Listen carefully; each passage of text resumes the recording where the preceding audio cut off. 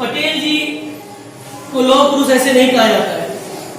जब देश की आजादी की बात थी, उसके पूर्व में इन्होंने अपना योगदान दिया आजादी को प्राप्त करने के लिए। और जितने भी रणनीति थे, कहीं ना कहीं शायद अब कुछ देर पहले ओबीसी की बात हो रही थी, तो कहीं ना कहीं पिछड़ी जाति होने के कारण इनको दबाया गया, जिसके कारण ये मुखर ना होकर जब देश की प्रधानमंत्री घोषणा की बात हुई तब भी इनको वोटिंग से जिताया गया था और ये जीते थे प्रधानमंत्री कुर्सी के लिए। लेकिन किसी न किसी कारणवश किसी विशेष व्यक्ति के प्रभाव में आकर उस चीज को तख्ता पलट कर नेहरू जी को प्रधानमंत्री बना दिया गया, जो एक दुखद घटना थी। अगर शायद ये रहते हमारे देश के प्रथम प्रधानमंत्री, तो हमारे देश की कायाकल्प और एक प्रतिभाओं की क्योंकि इनकी प्रशासनिक क्षमता बहुत ही सुदृढ़ थी।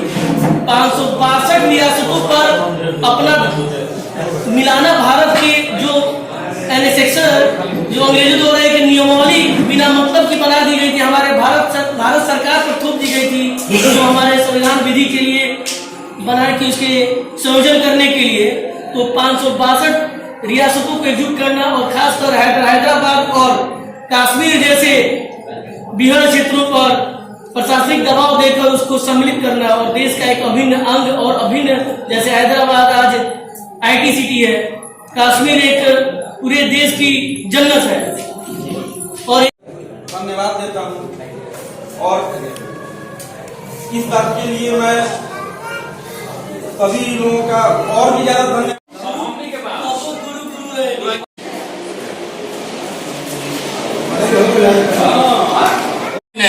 कि हम जानते हैं कि आप दलितों को, शेड्यूल कास्ट को, शेड्यूल ट्राइब को बहुत अधिकार दे दीजिएगा, लेकिन आप देख रहे हैं कि इस देश में पिछड़ों की स्थिति शैक्षणिक और सामाजिक रूप से कितनी दयनीय है। 51 में पहली बार 1951 में यही हमारी जाति के चंदापुरी जी, रामलखन चंदापुरी, उनको लाए थे बिहार में। थोड़ा सा महिलाओं को शांत करें। 3 बातें उन्होंने कही थी।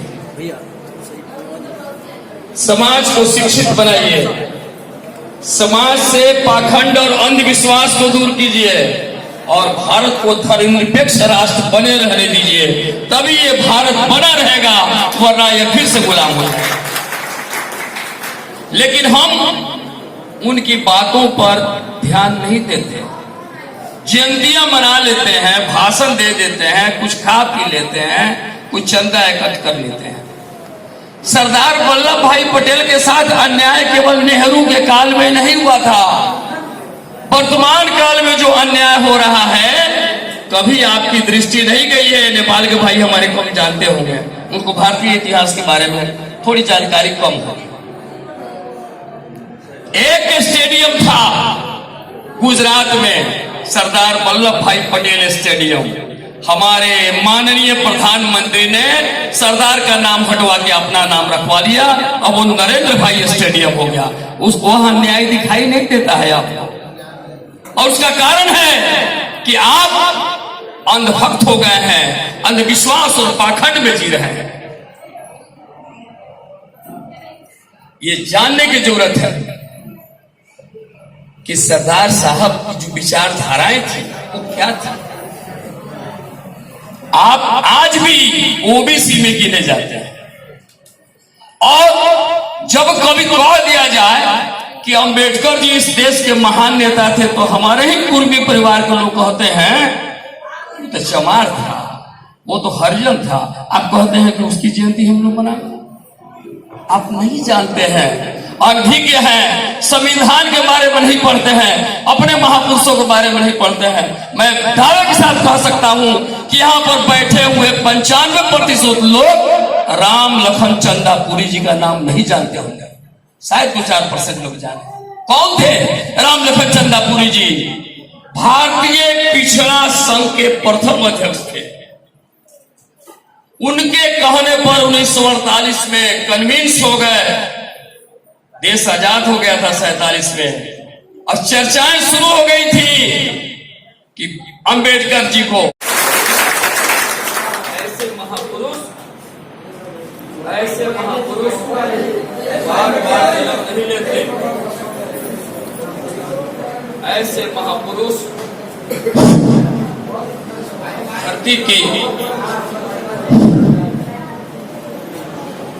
साधना के बाद ऐसे महापुरुष आते हैं और धरती धन्य हो जाती है कि ऐसे महापुरुष आकर धरती पर कुछ ऐसे कार्य कर रहे हैं जो उन्हें ही अमरता नहीं दे रहे हैं, कार्य समाज को भी जागृति की ओर ले जा रहे हैं।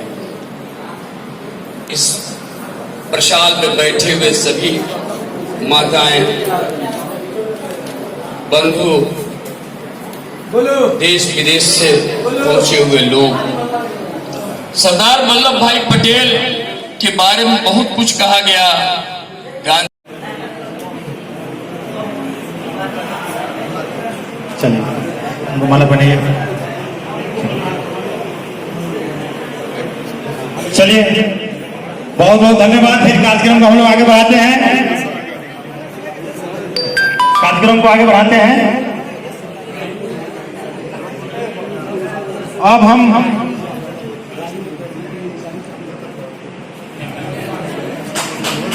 आइए मनोज पटेल जी ताली भी बजाते रहिए आप लोग भाई, हौसला बुलंद कीजिए बच्चों को।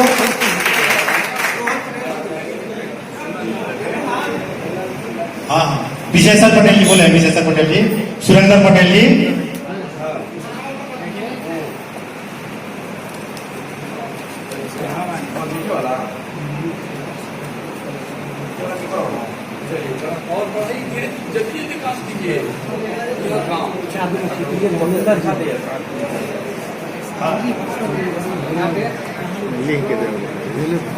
नहीं अजीत पटेल जी, गुदू पटेल जी,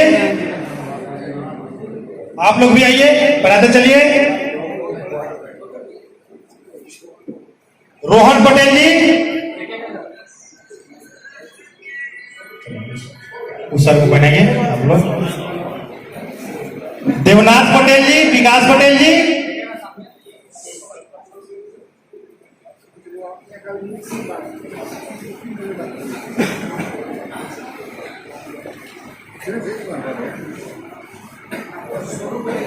सोनू पटेल जी आइए, अनुज पटेल,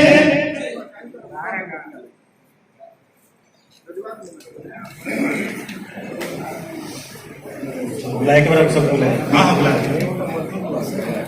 हो गया। अब हम बुलाएंगे कुर्म सेवा सदन के सीनियर लोग हो जाता हो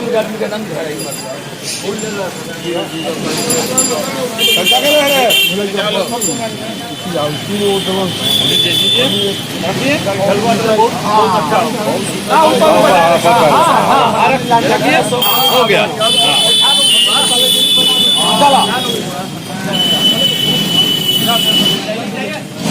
पहले जाए नंबर पड़ नहीं पा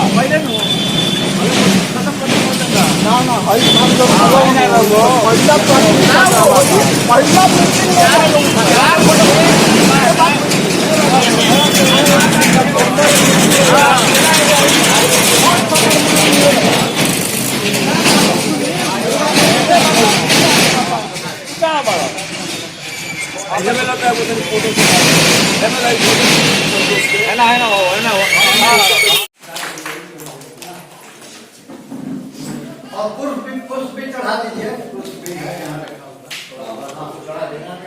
आप लोग भी जितने लोग हैं सबको जाकर पूरा चढ़ा देंगे। सुरेश जरा इधर घूम करके पुष्प चढ़ाइए ना। सुरेश जी इधर घूम करके थोड़ा सा अच्छा नहीं लग रहा है, सामने सामने हो जाइए थोड़ा, इधर घूमिए ना ऐसे ऐसे। हाँ अब फोटो ले लो, पीछे हो जाए। सरदार पटेल अमर रहे, सरदार पटेल अमर रहे, सरदार पटेल अमर रहे।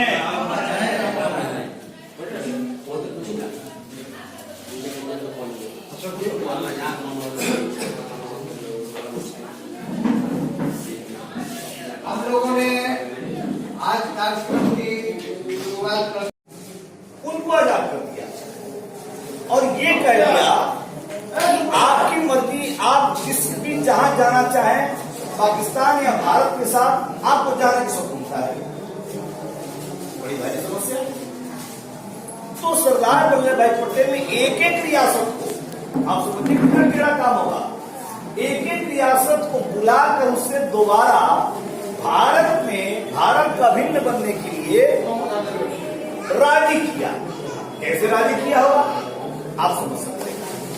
ये बहुत बड़ा काम है। दूसरा जो उन्होंने बहुत बड़ा काम किया कि जैसे इस देश को छितार दिया अंग्रेजों ने, वैसे उनके पहले डिवाइड एंड रूल की जो बात हम सुनते हैं, ये अंग्रेजों के बाप थे जो करीब 4,500 वर्ष पर इस देश में जो आर्यन नाम से आए थे, उन्होंने इस सारे समाज को हजारों जातियों में छितार दिया था। 6,745 जातियां तो संविधान में लिस्टेड है। बहुत जातियां आई थी जिसको अंग्रेजों ने, जैसे हम सुनते हैं SC, ST, OBC सुनते हैं माइनॉरिटी, लेकिन आप लोगों ने इसके अलावा भी कोई जातियों का समूह का नाम नहीं सुना होगा। एक जाति अंग्रेजों ने बनाई थी NT। NT का मतलब क्या है वो सब जानते होंगे, नोटिफाइड ट्राइब्स।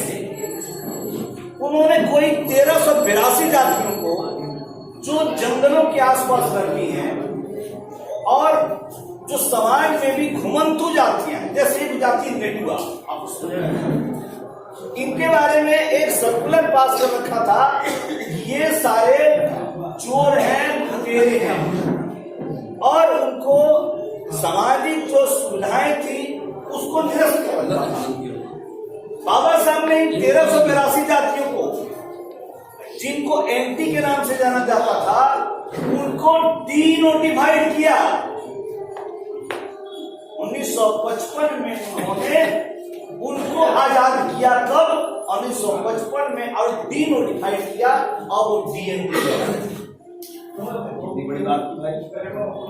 इस आजाद देश में वो गुलाम थे, वो क्रिमिनल जातियां मानी जाती थी। क्राइम के लिए कहीं चोरी जगह उनको पकड़ा जाता था, स्तंभ नहीं होता। तो सरदार बैरिस्टर पटेल ने खास कर जो पिछड़े समाज को एक करने में, और ये जो ओबीसी हम कहते हैं, देखो ना तक कॉपिया धोलो अगले बार कॉपिया खरीदवाले। हाँ दोनों करम कॉपी खरीद दो।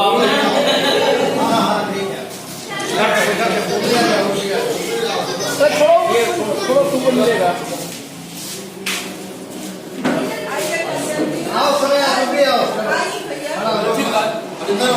हाँ